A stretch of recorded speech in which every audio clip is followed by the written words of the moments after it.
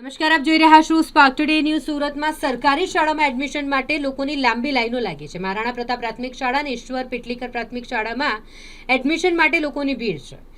શાળામાં બાલ વાટિકા થયેલા ધોરણ 8 સુધીમાં 200 એડમિશનની સીટ માટે 3000 કરતાં વધુ ફોર્મ ભરાયા છે।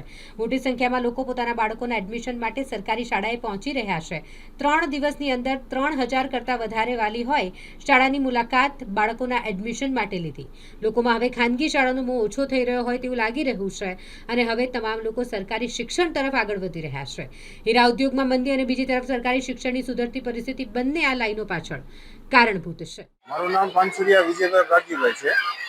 આ સ્કૂલમાં એડમિશન એટલે લેવા આવ્યો છું કે અહીંયા થોડીક સુવિધા વ્યવસ્થિત છે, ગ્રાઉન્ડ છે, પ્લેગ્રાઉન્ડ છે, રમતગમતની વ્યવસ્થિત બધું કમ્પ્લીટ રમતગમત કરાવે છે, ભણતર બહુ સરસ છે, એકદમ સુપર, બધા ટીચરો બહુ ગ્રેજ્યુએટ મસ્ત છે। અને બીજું કે આમાં બહુ વ્યવસ્થા કમ્પ્લીટ સારી છે। મારું નામ રંજનબેન નવનીતભાઈ કાનાણી છે। હું અહીંયા સરકારી સ્કૂલમાં એડમિશન લેવા આવી છું મારા બાળકનું બાલવાટિકામાં।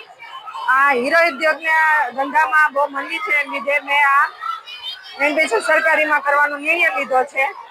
આ રોજગારી રોજ ભાવ વધતા જાય છે બધાને, પછી એડમિશન લેવા જાય પ્રાઇવેટમાં તો ના પ્રાઇસ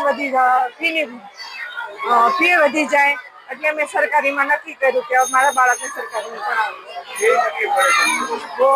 બહુ